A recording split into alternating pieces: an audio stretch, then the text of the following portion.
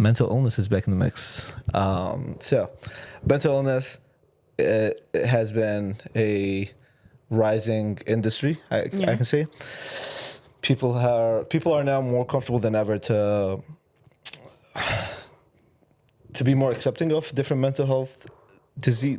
Is it diseases? I don't know. I don't want to be canceled for fucking labeling mental health, but I'll say the mental health aesthetic has had a huge rise in popularity. Why is my brother's Snapchat phone? I've got my little brother's phone, and he's got a whole roster, bro. His Snapchat is going roster. Yeah, he's got crazy. a roster. He's 13 for context. Okay. Yeah. Not that kind of roster. Close. And so yeah, like the sad girl aesthetic has been blowing up like crazy. Now more recently than ever, like a lot of brands have embraced that. Like a lot of brands are becoming like the sad girl aesthetic, a walking sad girl aesthetic. I even see its popularity in clothing. Like a lot of clothing now has quotes where it's like, oh, like I'm fragile, don't talk to me, I'm gonna cry. Like just a bunch of these slogans that are like championing mental health, which is good, but I feel like it just romanticizes it too much to the point where it's like, okay, maybe this isn't the best thing to do. So how do you feel about like mental health in general being like, I want to say it's like romanticized and like bastardized? Bastardized. Yeah, like sorry, that's a big word. My fault. Let me Google now. It basically means like it's become such like a not taboo topic. It's become like a part of our everyday lingo. Okay. That like, oh, my mental health is suffering right now. Yeah. I don't know. I'm in two minds about this because like I feel like I think on one hand it's really good that through it being more normalized, people who typically struggle with talking about their issues are able to have an outlet. But at the same time, I feel like, I don't know, it's so normalized to a point that mental health is a scapegoat for everything. Yeah. And I'm like, I don't know, I'm in two minds because like, I feel like it depends on the context. Yeah. I feel on one hand, like I'm fine if it's just about showing vulnerability and it's an expression of self. Yep. But I feel like for the most part, you can tell if it's performative when it comes from a brand. Yeah. You can tell if it's performative when it comes from an influencer. Like crocodile tears are a real thing, and you can like definitely feel it through the screen. Yeah. And like, I think, I don't know, like, but I feel like when brands try to speak to like those bigger illnesses, like specific illnesses, I feel like anxiety is something that a lot of people feel. Yeah. And it's just, it's just a part of life. But like, the minute people try to step into like, I don't know, marketing or glamorizing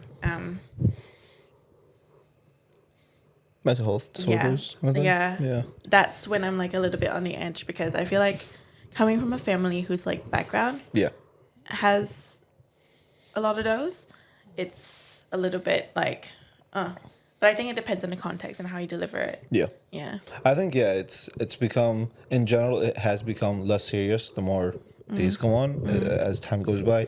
I think also I feel like it's used the help of TV shows. Like I feel like 13 Reasons Why was such a big movement in the mental health space that it was like, okay, now it's kind of cool to speak about this stuff. Let's ask a friend how they're doing. But now it's gone to the other end where it's like, why are there anxiety relieving bath bombs? Like, why is that a thing? Or like stress reducing candles, like that. It's just, I really hate when they start putting a product as a fix for that mental health. Even if it's temporary, even if it's like cute, aesthetic, blah, blah, blah. It's really misleading. And it trivializes it. Yeah. And I feel like the audience that the audience they're targeting is such a compromised audience already that like you can be really predatory about it and you can take advantage of them really quickly, really easily.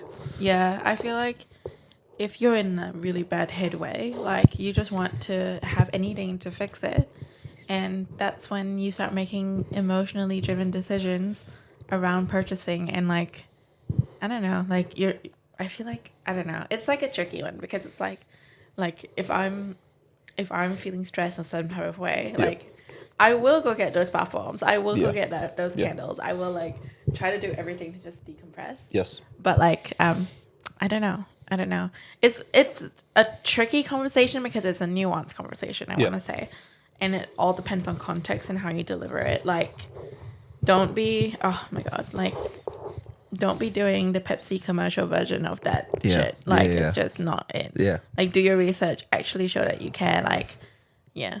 Yeah, I think it's also like I feel like we've turned mental health illnesses into such a simple thing that like because the amount of times we say these words, it makes it seem like so much more common than it should be. Like everybody's personality is like at this point is like, oh, I have depression, lol. Like, and I feel like that should be taken a lot more seriously. Like that word holds so much weight. That word has had impact on so many lives that have like lost themselves. So it's affected generations on generations. And I think it's just we have to go back to really defining or really looking at mental health being complex. Yeah. I feel like at this point we've made everything like Marketable, palatable. they're almost like marketing buzzwords.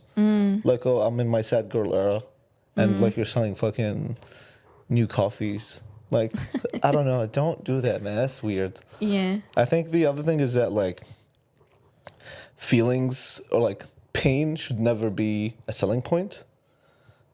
Like with the whole like stress relieving fucking candles. Like, I feel like That that being should never said, be the fix. That What? being said, It gets you? no, like I feel like a lot of marketing is built of finding pain points Yeah.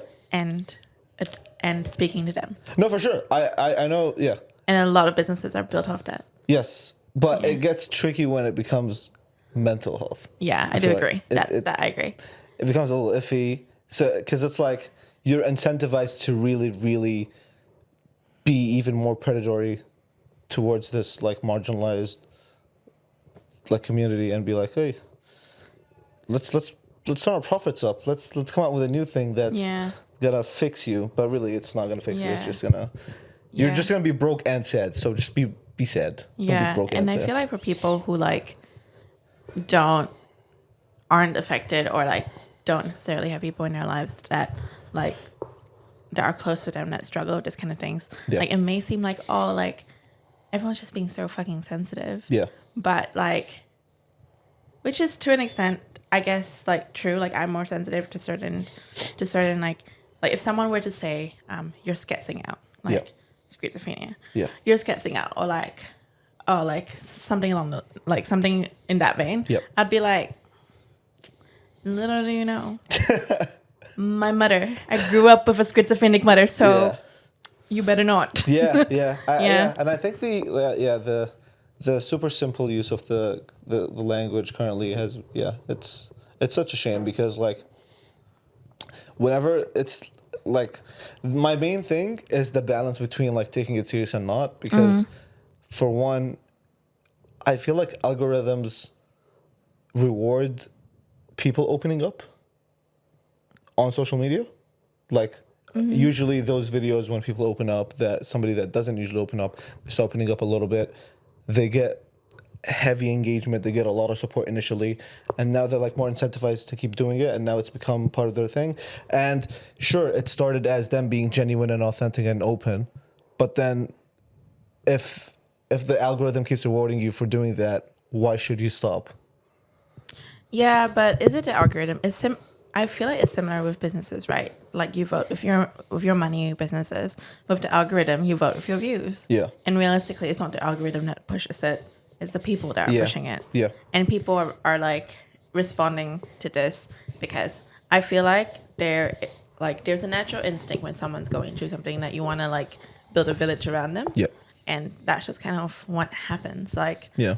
Yeah, a lot of people, I feel like, what's the recent one? Like, oh my God, Liam Payne, for example.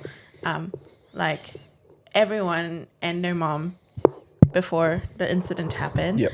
like hated him. Yeah. The And- whole discourse was Yeah. not rocking with him. Yeah, and like now, everyone is like pouring so much love for him, and actually are like bringing hate to like the page. I mean, The this pages is- that gave him hate Yeah, initially. yeah. Oh, what's You- the name? Maya or something? Yeah. Yeah. And then they went after the wrong girl. Who did they? Yeah, because like there was like another Maya on TikTok that was famous, and they were giving her hate, and she was just some random girl from Toronto. Like she had nothing to do with Liam Payne. She hadn't met him. She'd never spoken to him. One thing about like celebrity deaths that's a little weird to me, especially when it's like tragic celebrity deaths like Liam Payne's, is the people that start following the person after they die. Really? Yeah, it's such a big thing. Like it happens a lot when rappers die or whatever. Like obviously, the second they die, the most recent post is now their most engaged ever, right? Like the comments are like pouring out love.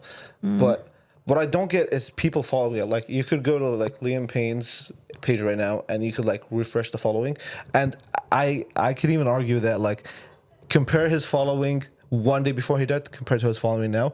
I'm pretty sure he would have gained a bunch of followers, like a significant amount of followers, and that is just weird. Like Yeah.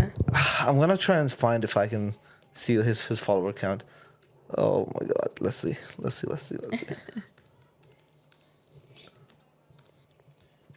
Follower count. So he has 26.1 million followers, right? Let's see. Oh, okay. So the day before he died, he had 26.1 million followers. Currently, he has 28.4 million followers. Them. He gained 2.3 million followers in the span of 3 days because he passed away. Yeah, this is what I mean. Like the village thing. Like Yeah. it's like, yeah, the minute like something horrible happens, or like someone like for example, the Menendez brothers. Yep. Like that's a really good example of people just rallying behind like back in the day, they were considered criminals, and people were like ridiculing him on social media. Yeah. When the whole idea of men being raped was not like accepted. Yeah, of course. But now like it's more like accepted to talk about it as a phenomenon. Yeah. Like that happens. Yeah. People are rallying behind him and like Yeah. telling all these good stories and like yeah. But imagine the trauma they went through for it to be like validated now. I don't know. Just makes you think. So don't be a cunt, guys. Be nice. And if you're not gonna be nice, stay that way. Don't switch up the second the person dies. Yeah. Stand on business. I don't know. I feel like if you're being an asshole to like Liam Payne before he died, now is not the time to be like, oh, I'm really sorry. We miss you so much. You did not give a fuck about him before he passed away, kind of thing. So just be nice. If you have nothing nice to say, shut the fuck up. Yeah. Be nice, be Yeah. real, or shut the fuck up. What she said.